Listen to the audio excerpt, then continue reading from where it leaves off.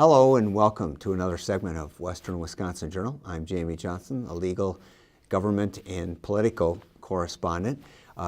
This week we have our guest is incumbent Hudson Council member Joyce Hall. Joyce, welcome back to the show. Thank you. And I say welcome back because you are now going for your third term. Is that right? That's right. And so I know I've interviewed you at least 2 other times before. Why don't we tell our viewers, start with which district do you represent? I represent District 6. That is the area that is the northeastern part of the city. So the boundaries would be the eastern part of the city, the northern boundary of the city, and then 9th Street would be our western boundary, and then Vine Street, most of it's north of Vine Street, but there's one part adjacent to St. Patrick's Church where all the condos are that's bordered by Grandview and Hunter Hill and Wisconsin Street.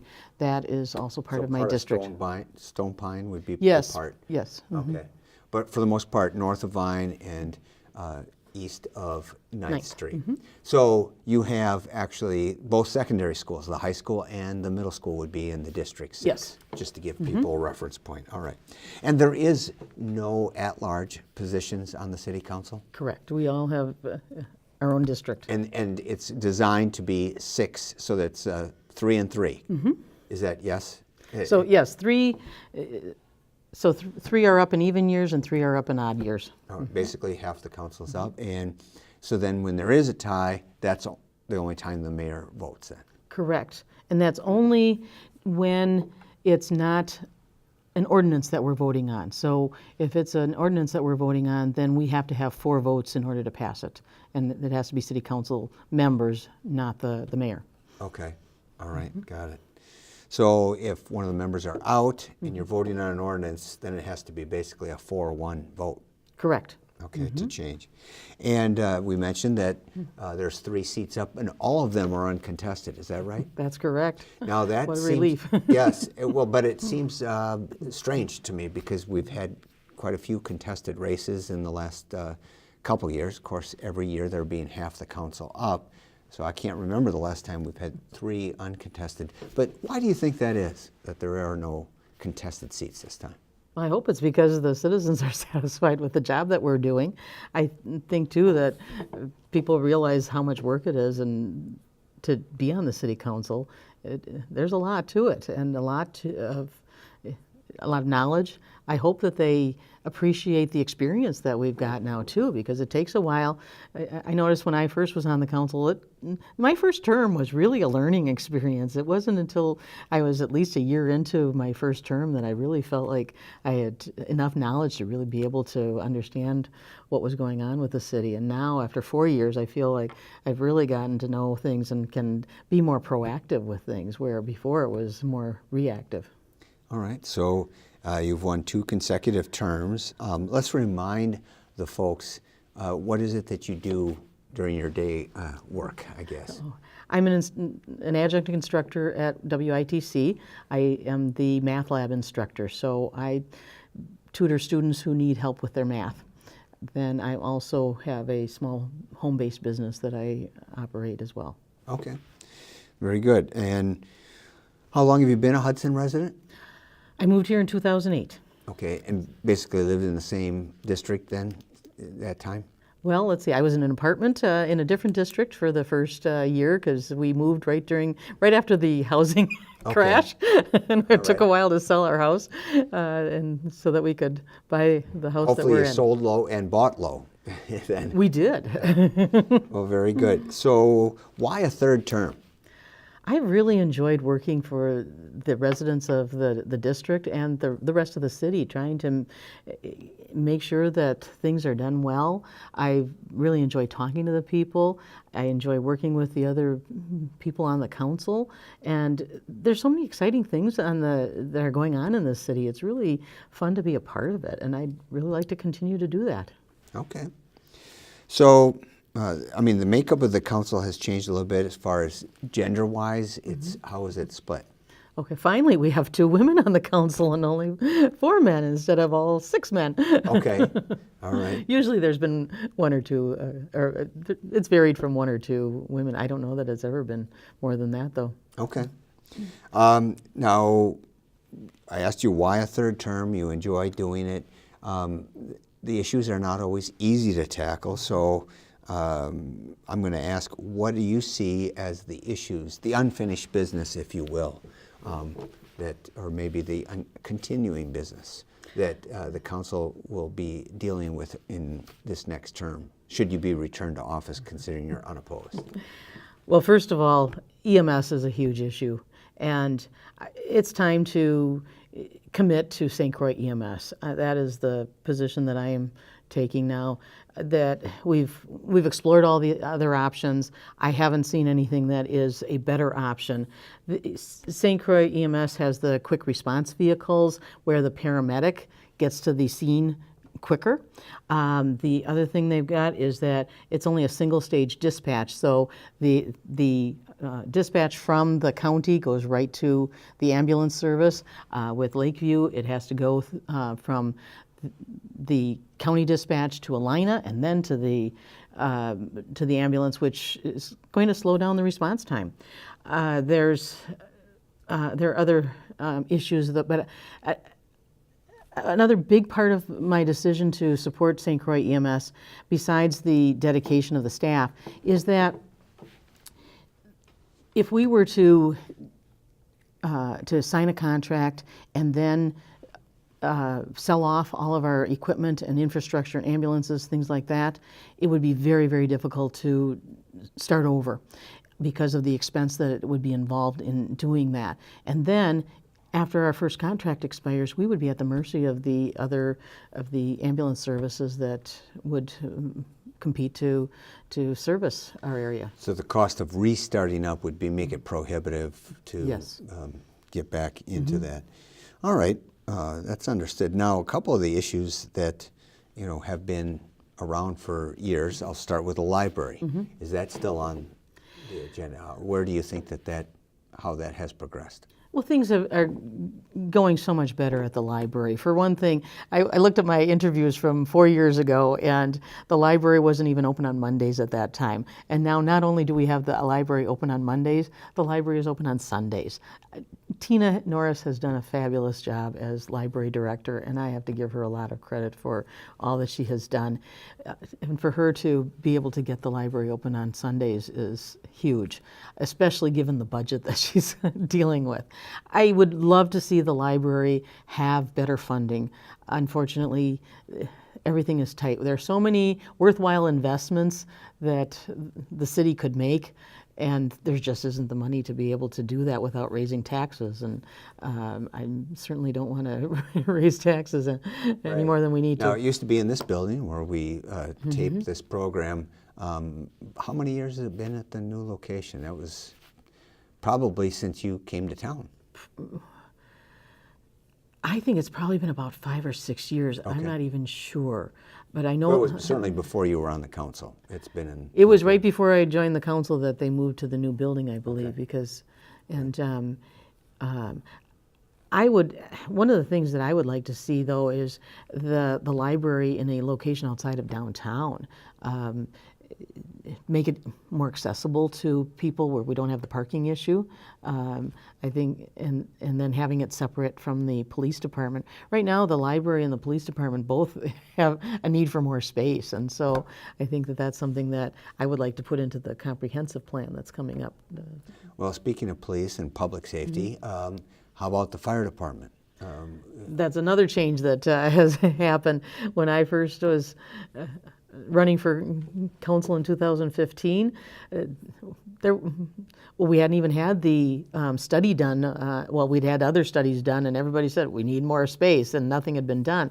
So now we've got the fire department planned. On Monday night, we voted to work on bonding so that we can build a new fire station. Okay, great. And another issue that's been over the years, and I think carry over from your last election, parking. Yes. The downtown parking. I've never heard somebody complain that there's too much parking available downtown. So we've only seen a proliferation of restaurants in the area, and so the times have not been just of use or heavy use, is not just during those typical 9 to 5 business hours. So how do you see that changing in the next couple of years? Well, we've already contracted for new parking. Well, it won't be meters; it'll be kiosks. And so instead of having having to plug a meter, it will actually be tracked by the license plate of the car. So you could even park somewhere, put in money into the kiosk, move your car, and still be covered if you still have money left Okay. for the meter. So that's a big change. Then we're going to be looking at, the plan is that we will expand the hours that will be metered for parking, because the goal is not to collect a lot of money for parking. The goal is to have a certain number of spaces turn over on a regular basis, so that there's always parking available during the city, so during the peak times and downtown, so that people aren't going to be discouraged from going downtown because they're concerned that they won't find a parking space. Will they have higher rates for those really peak times, like That's a 5 to possibility. 7? That's one of the things that is great about this system, is that we will be able to change things as we need to. Okay. So, And will the metered area expand? Like, so go deeper into the residential area, or is it going to be still restricted to just the business district? I don't think it'll go into the residential section. I believe that it'll just be downtown. And a lot of these things are going to, it's going to be always in process, because Right. we can evaluate things and continue to make changes. But it may, since the business district has crept a little Mm-hmm. north of Vine Street, so it may go up to like where those business offices are there on First Street.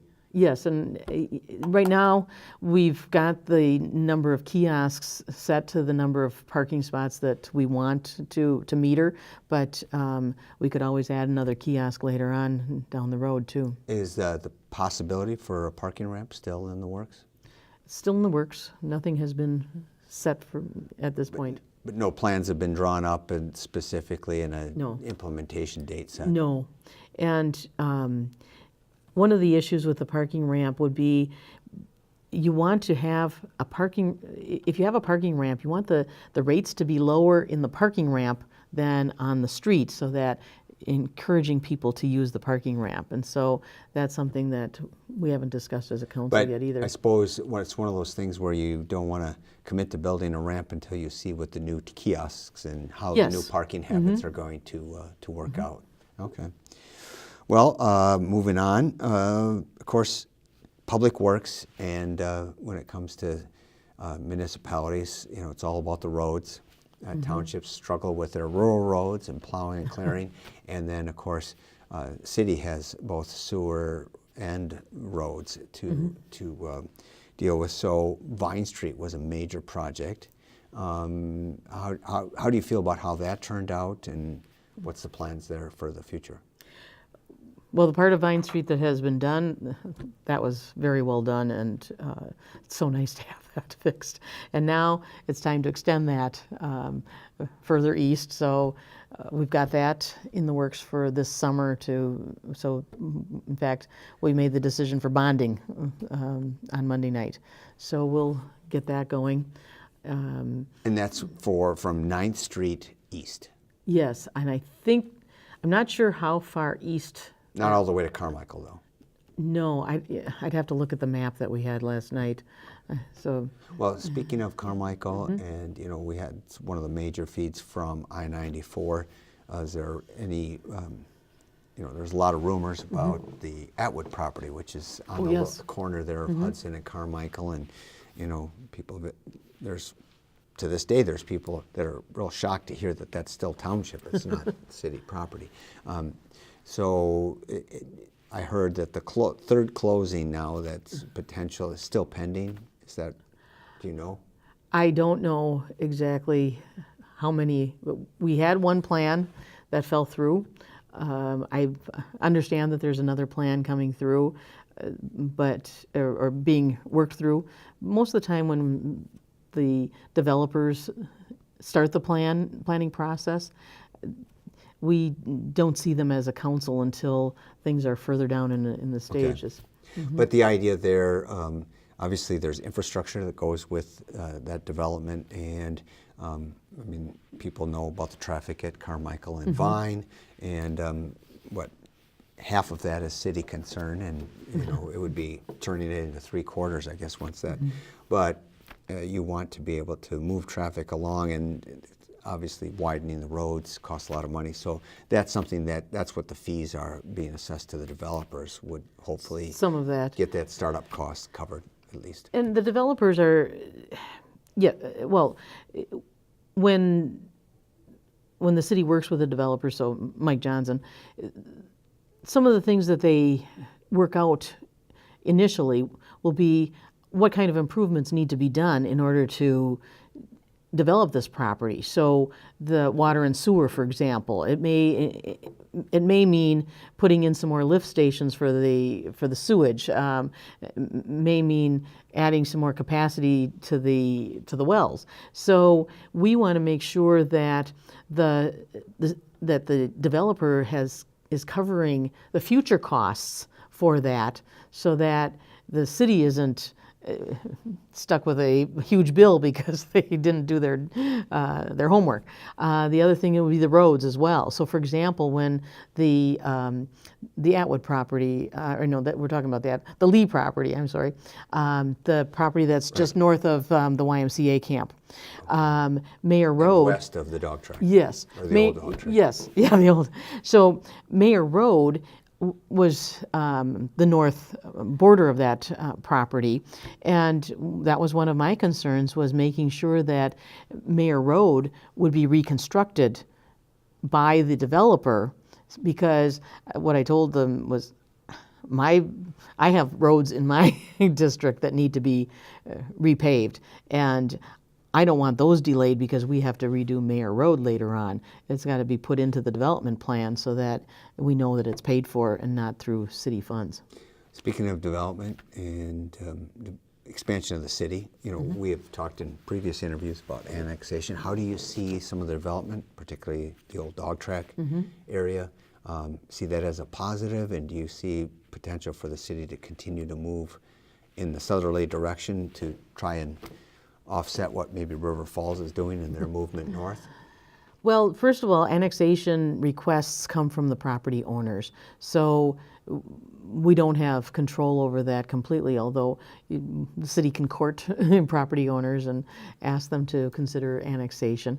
But I don't think it's a good idea to look at an annexation request until a development plan has been put into motion, because you want to make sure that when the development is done, that the property taxes that are collected are enough to not just pay for the yearly city services, but there's enough to be able to cover the costs of maintaining the infrastructure, like the roads and the That makes sense. other things that the city needs. So, for example, if you've got a single-family neighborhood, the taxes that are collected, okay, first of all, I think that it's important for people to know, and many people know this, but not everybody looks at their property tax bill. But if you've got, for example, a $4,000 tax bill, then the city only gets about 1,000 of that. The school district gets about 2,000 of that, and then the rest is divided between the county and the technical college.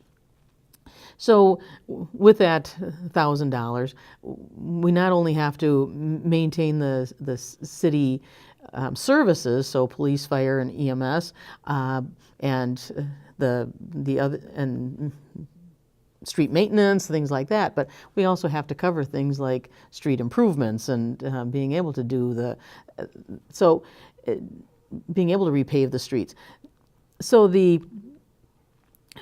so we want to make sure that for a parcel that overall it's going to have enough property taxes in order to maintain all of those services and be able to handle the infrastructure needs as well. So, but still, you're saying that you approach these with more of an open mind and saying, Oh, sure. show me that it's going to be, you know, cost effective or whatnot, as opposed to, and I'm not going to name names, some municipalities that generally will have almost a predetermined bias or whatever against, allowing certain development in. You don't get a sense that we have that on our council now? No, in fact, we've had, all of the annexation requests have been approved. I haven't seen any that haven't been approved. We depend on Mike Johnson to make sure that the annexation request, that everything is taken care of and that we understand the impact that it will have on the city. And then we look at the impact. Will it bring in jobs? Is it going to provide more housing? We need more housing. I'd like to see more affordable housing. That's a huge issue. Right. Now, speaking of the job Mike Johnson does, and one of those is too when there is a proposed development or change in zoning, it's how does it impact the comprehensive plan? Do you see changes there with regard to the comprehensive plan coming up in the next term? Well, Monday night we approved the first step of the process of the comprehensive plan, and that's putting it out for a request for proposals to find a company who will be handling the comprehensive plan for us. So, yes. Okay, so that's not done totally in-house then? No, and it's done every 10 years. The last time it was done was 2009, so it's time to do it again. So the first thing that is done is to assess the current comprehensive plan with all of the changes that we make. Because every time we do an annexation or we change the zoning, then we have to update the comprehensive plan. So that has to be looked at, and then we have to look to the future and see where we want to go from there. So yes, I see more changes for zoning because as people look at land and see the possibilities, they realize that it's not zoned for what they want. So then they've got to make the case to the city that rezoning is appropriate. And we've done a lot of rezoning in the last 4 years. Okay. Well, any other issues that you see as burning then at the city level that we haven't already discussed? Well, one thing that I wanted to bring up is the comprehensive plan. I am very interested in how this is going to play out. Since it was 10 years ago that it was last done, I haven't been involved in the process, so okay. I'm looking forward to being a part of that process. I would like to see the city have a list of values and a motto or something like that. That was, when I read through the comprehensive plan for the first time, what struck me was that they referred to the values and the interests of the community, but there wasn't a statement of values and what that meant. Yes, a lot of cities have a motto. I think that it might be a good idea to do that. I think that inclusion is also something that should be part of the comprehensive plan. There's solar energy should be part of the comprehensive plan as well. You see River Falls has got some solar panels out there near 35. I think we should be looking at that as part of the comprehensive plan. Public transportation, we don't have any in the city of Hudson, and there's a need and that's what the comprehensive plan is all about, is assessing those needs and then putting it into the plan so that we can take a look at it. How about a fourth business park? Because we've had 3 filled up already. Do you see a need there? I don't know that there's a need, but I think that if you start it, it'll get filled. They'll come, yeah. If you build it, they'll come. And then the other thing that is a need is to consolidate the public works facilities.